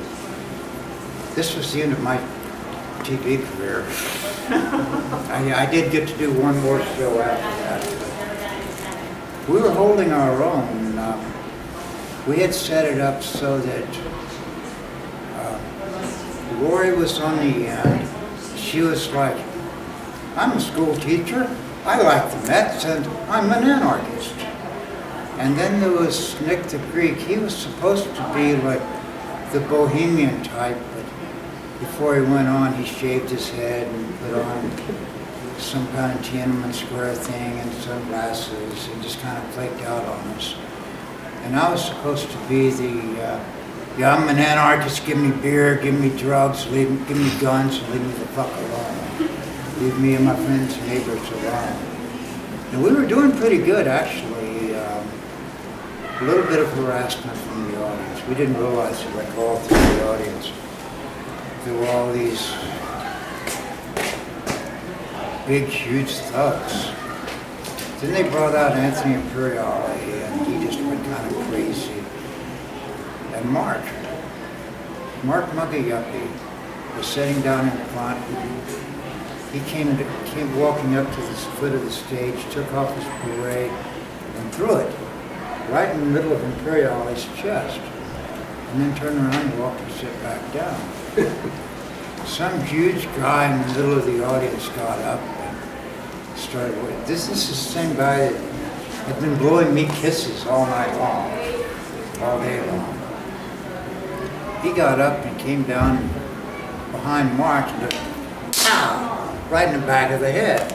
Next thing you know, live on 7-second delay, we're in a gang fight with all these Italian bodyguards, all of us punks and everything. It just turned into total chaos. Like I say, this was my last, literally my last TV show. I had done like a bunch of Morton Downey Jr. shows, some Richard Bay shows. That was the end of it. I did end up doing never made it on camera, but I did do a Ted Koppel's show. There was a town council meeting on drugs, and it had all these this huge panel of distinguished experts on one side. Jesse Jackson was right in the middle, and on one side was all the right-wingers that were in favor of keeping drugs legal. There was, or illegal. There was Curtis Lewa and William Von Robb and a whole shitload of people. And then on the other side were all the people that wanted drugs to be legal. Hugh Downs surprised me. I actually met you. I was really impressed with that man. Really was. So what about the organ? Okay, I'm gonna jump in. Sorry, Jerry. I'm gonna. So, one thing that I think of when I'm listening to everybody is, you know, we're talking about free space. We're talking about free space existing in 339 Lafayette Street, and then when you look into that, you learn about older activist spaces from the 60s and 70s, like the Free University of New York and Alternate U, and then we talk about the Anarchist Switchboard and the Libertarian Book Club and the War Resisters League and all these places. University of the Streets. And Living Theater, and then we go on to Sabotage Books and A Central and Blackout, and it's this continuity of spaces. And I was got involved into this story because of the Anarchist Switchboard, and that's kind of why we're all here right now. And I think it's, I don't know, to me it's important that we're having this conversation in the middle of all these places, all these pieces of paper that were left to us by Bill Coleman. And to me, I don't know how to exactly put it in words, but it means something to have this talk surrounded by that. And when I was interviewing Claire in her apartment, I felt that I was honored to be discussing this history with you in the same room where Bob Palmer and Bill talked and came up with the idea for the switchboard, and I was very honored and for the opportunity to relay this story. So thank you very much.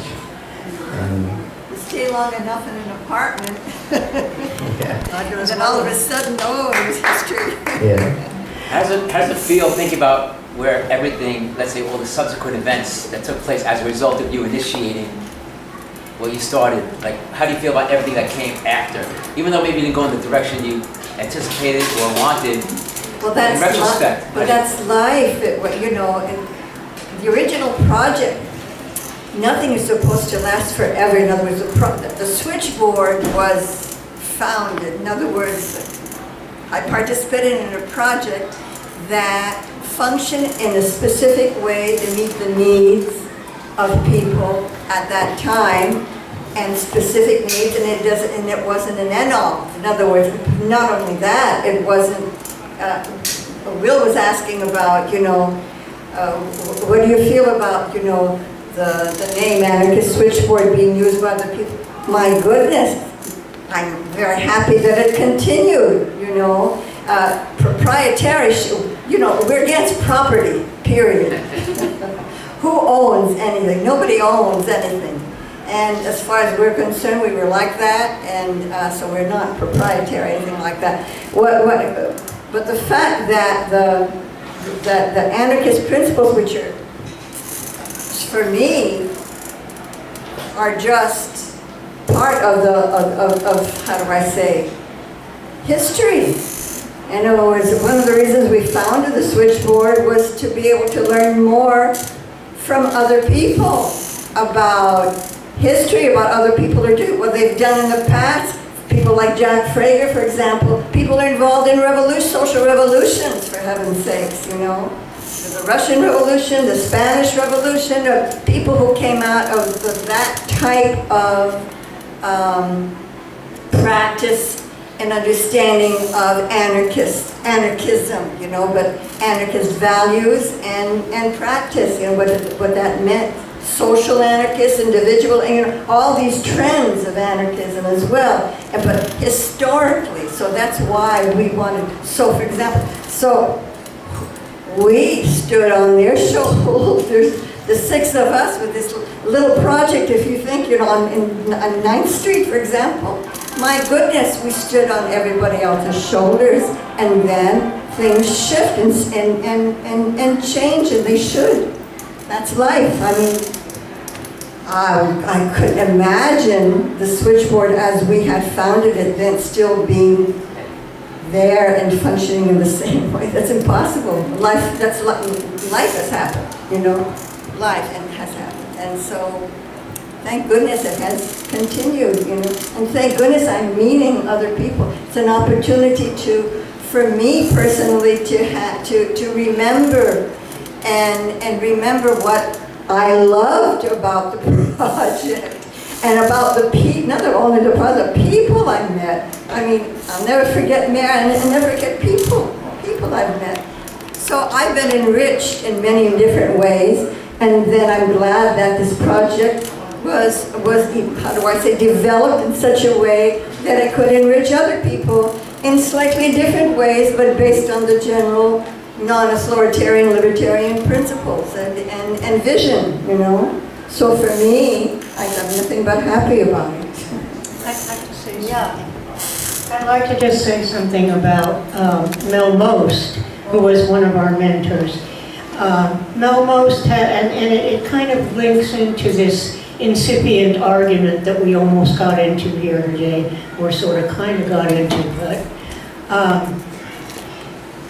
Mel had this thing that there were many different kinds of anarchism, and there was no general consensus on what anarchism really is. And that dialogue was one of the objectives at our stage of the Anarchist Switchboard to discuss and to have dialogue about. And I guess it always seems like it's impossible to have dialogue about this stuff without people getting, you know, incensed or whatever about what their position is. But I think that what we have to understand ultimately is that if we call ourselves anarchists, and even with our ill-defined understanding of what anarchism is, I mean, it's different to everybody in this room. It's like church. It defines definition. Right. But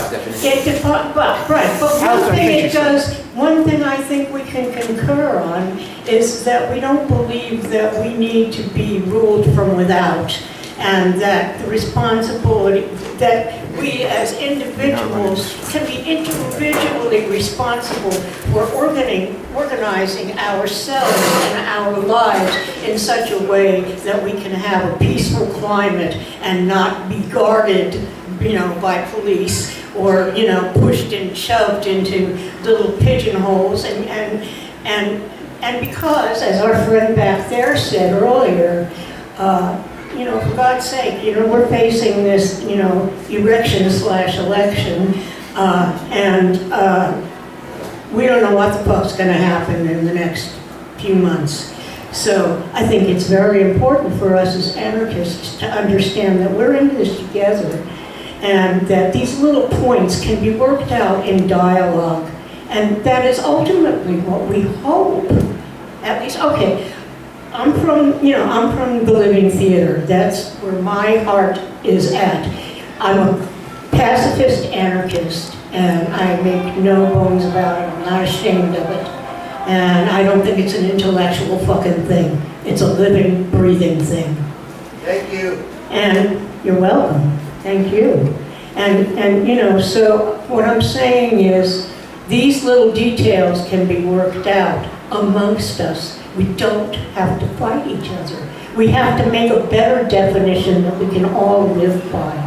And, you know, police are people too, excuse me for saying it, you know, but they are people, and they are, you know, we're all people, you know, so like, there's got to be a more equitable way for us to understand one another. And I hope that these discussions, on the basis of sitting in this environment and with these thoughts in mind of this very noble effort that was made in, by Bill and Claire and Bill and Bob Palmer and the other people, Mary, and other people who were involved in this effort.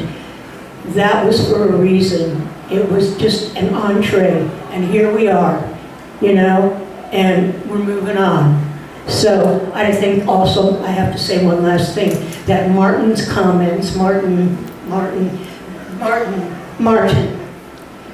rhapsodizing on the imagination of he's fucking right. Each one of us is a cook. We are creative people. We are creative human beings. And whether we consider ourselves to be practical anarchists or, intellectual anarchists, we are all at the brink of something here. And we need our, Julian Beck, I'm ending with this, Julian Beck said, imagination is the toolkit of the brain. Very nice. Thank you, Joey. So this exhibit's going to be up, I think, until October 5th, and hold up. Very quick. So this is going to be up for about until October 5th, and then we're doing a World War III magazine release with Feta Bachman, and there's going to be some of this is still going to be up on the wall, and there's going to be a second follow-up, because most of this zine that I did is interviewing folks from the early years of Switchboard and this, and at the end of this exhibit, there's going to be a second zine. Second thing is, on your way home, wherever you're going, there's the Emmett Goldman Film Festival in Tompkins Square Park starting in 14 minutes. Wow. And the third thing is, a lot of events that we've done here, we would have different bands or performers play, and then I would sneak a whole marching band in. And that has become a topic of contention to this guy back here because it's happened multiple times. And it's become like any Bill's trying to be sneaky marching band. Like all he has to say is marching band. While we're talking, a marching band showed up in the building while we were doing this, so I was called away at one point. I had nothing to do with it today. I had nothing to do. I don't believe anything you say. Marching band. You're all talking with each other. Listen, you're all talking with each other, and it's like you did this, and you did this, and I did this, and we did this. Something. Me and this guy, we're the next generation, in a certain way. And it's like, as far as I'm concerned, the motherfucker tried to sneak in marching band in here. And something, dude? Look at me today. I would still, if he got by me, I would have been like, fucking cool. Yeah, that's it for magic. That's right. That's right. That's what's wrong about everything. Magic. It's like, Poetry. That's right. But you guys drank some? You guys get some Do you want to end it? Claire, any closing? You guys said some good things. Okay, thank you. Any closing comments? He needs to go. Get Steve out here. Let's get the helicopter. But I say to you, thank you, merci, dankeschön, gracias, grazie, and all the different languages in the world. Thank you. Arigato. Danke. Yes. Thank you so much, Will. Okay. Here's the Will. All right. Yeah, Bill wants to see that. Here's Bill. This guy who we're going in and out. You should say thank you to this mother. It's over here. Bill. Thank Do you, you have an extra motherfucker. extension cord for a minute? What? Do you have an extra extension cord? Yeah, plug something. No, I don't. We need a big extension cord for the film festival. What do you need it for? How long? It's pretty long, yeah, I can bring it back. We're just trying to clean up the garden. It reminded me of a rubber duck. Sasha DeBrule. Sasha, he ended up being with the RCYD. He's a vacant, twisted his head, but he's out of state now. He's involved in the Icarus project. He has the rubber duck. The actual rubber duck. He has it. That was the way that he knew who was speaking. He had the rubber duck. Yeah.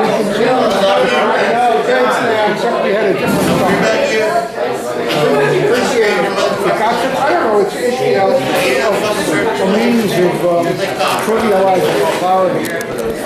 Well, you know, to stop people from yelling over each other. And it's a means of maintaining order at the meeting, while at the same time trivializing the concept of order. Keeping in mind that it was silly. But it was silly, it was a toy, it was a children's toy. But, you know, and it's like, hey, I got somebody, okay, throw him the duck. Throw him the duck. Yeah, after a while of sitting out, I gotta stand up.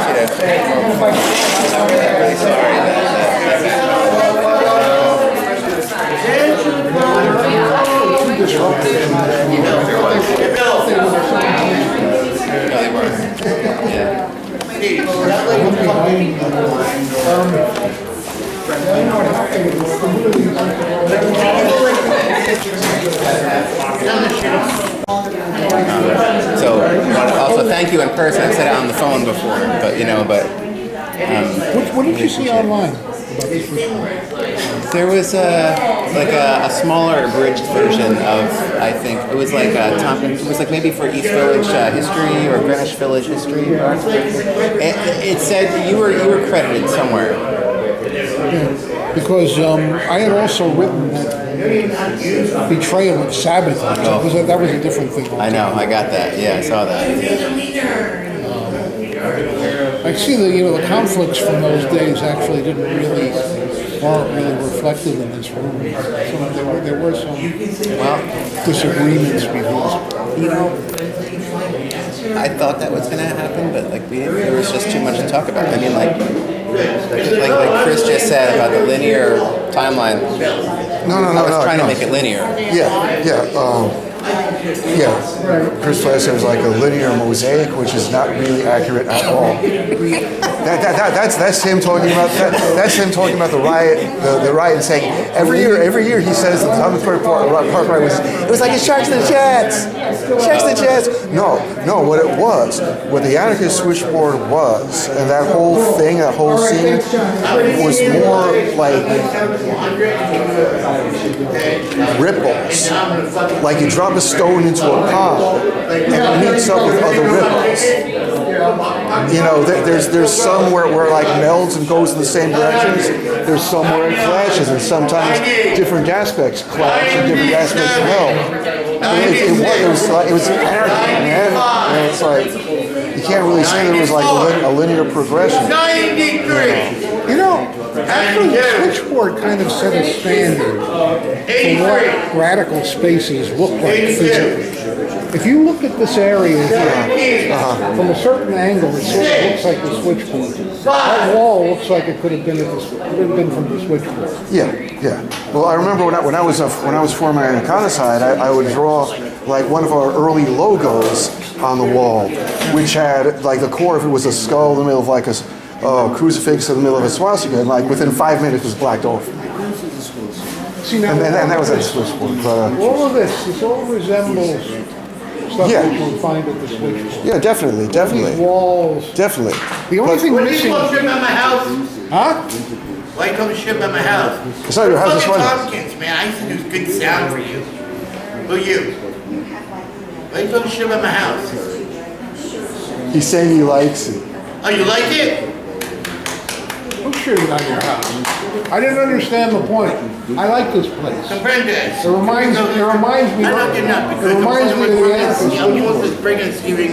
He was saying how like the juxtaposition, the coming together of like all like the elements reminds him of the walls of the Anarchist Switchboard, where it was like, yeah. You remember the walls of the Anarchist? No, I haven't. Right? I was too young, dude. You see the whole style, Yeah. the whole style, like charming young man. it set a standard for the style in like Anarchist spaces. You can see this part of Morris. It looks kind of like This is all me and some other people that I never went there and I never do it. I'm sorry, what's your name? I'm Alan. What? I am Alan. Before you leave, I do not do the selfie thing, but I want to get a photo with you. Oh. Because really, you know, I mean, it's all your fault. Well, you and other people, but I mean, when, you know, because I was in it with Bob Z, like like I said, all the different sub scenes and whatnot, I was all over the place. But the Anarchist Switchboard was, in essence, there was a very real part of it that lived up to the mystique. I mean, you know, the people were saying, oh, you know, it's like this fairy tale. Oh, you could print zines there. You could do this there, that there, like this. And it seemed to be like this huge space. It must be the size of a warehouse. And I see this cramped basement that really was the size of this room. It was the size of this room, and it was like, you know, there was a table with like, you know, pamphlets and flyers and books and whatnot. And you know, there was that rickety staircase that the truth was, every time that I left the switchboard and I joked with people there, I lost my sense of direction. I mean, I knew it was 324 East Ninth, but am I on the north side of the street or the south side? Am I going west or am I going east? And I would have like, sometimes, you know, one of the girls would like hold me by the shoulders and go, okay, that is First Avenue. That is where you get the train and get back to Bushwick. You know, but I remember you. Did you have blonde hair? I always had blonde hair. Yeah, I had like I said in the piece, I had welfare level glasses. You know. I remember you have to go. And Oh, okay. It's kind of Hey, what are you doing? very secure.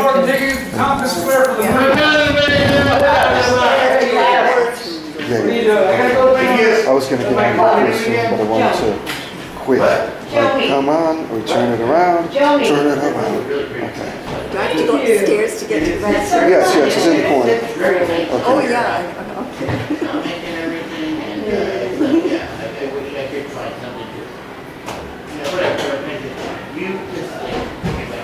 And there you are. Right. Oh, is that too close? Do you want me to take a picture? No, it was too close. Okay. Hold on a second. Try this again. Close. Too close. What, you want to take a picture? You want to take, yeah, you take a picture. Okay.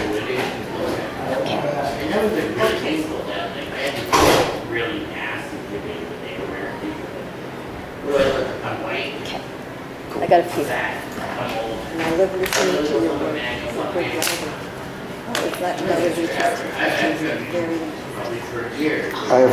I actually put 2 books out. I actually wrote 2 books. Attention. Yeah.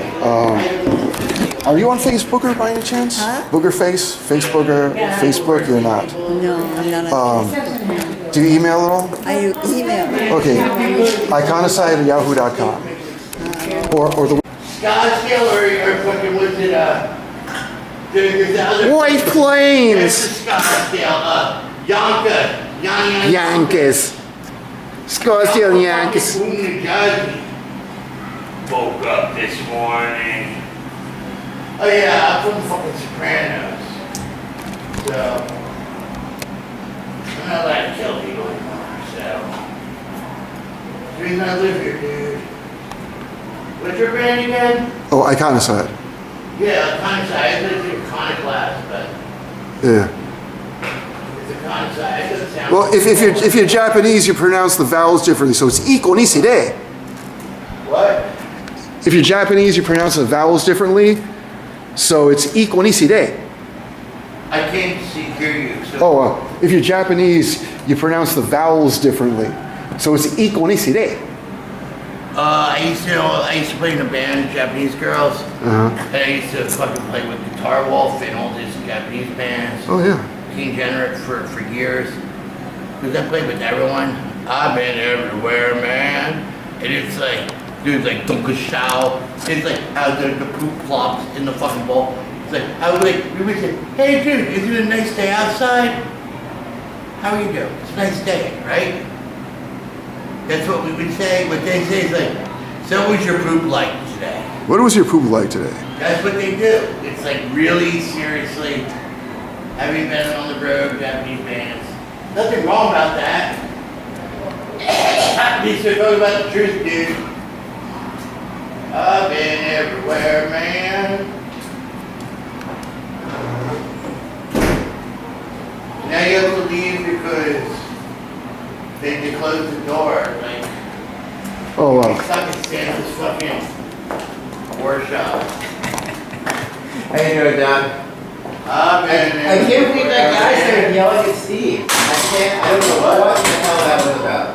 I was upstairs, I was downstairs. You did fucking Dr. Oz with Dr. Phil. Some dude started screaming at Steve and he like got all up in arms and left. Like, it was so wild. I think I wasn't here when they were up. I just was upstairs over the evening. I was like, I have to go downstairs because it's turning into a fight. It's turning into like a really horrible house meeting. Yeah. This is not the Anarchist fucking cookbook, whatever it's fucking is. Yeah. Anarchist. John, I'm gonna walk to the park. You wanna have a beer afterwards? Just me and you? Sitting right here, dude. Hold on, get everything taken apart. Okay. I'll come back in 20 minutes and me and you will have a beer. I'll see you like in a year. How about Just beat the fucking Patriots. How about Bill. Yeah. Giants. Giants. That sucks. The Jets beat the fucking Patriots 29-3 last week. You make the Giants win, I will love you. Yeah. Just Horace Winter. John, I'll be back. I'll be back. Be good, brother, man. But you got someone here, Bill. Bill. Bill. Uncle Bill. Hey, Buffalo Bill. It's like, it's a family affair. Dun, dun, dun, It's a dun, family dun, affair. dun, dun, dun, It's a dun, family dun, affair. dun, dun, dun, dun, dun, It's a family affair. Uncle Bill.